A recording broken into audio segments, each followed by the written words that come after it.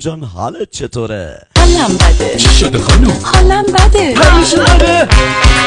زنگ بزن آمبولانس، اینم از شانس ماست. توی آمبولانس یه قال دیگه ای داره دانس. این منه بالام باسم فرق نداره کجا، دکتر قرش بده یکم برقص برام. گیجه گیجه گیجه گیجه میخورم جلو جلو، فکر کنم قرار امشب به تو بسپارم دلو.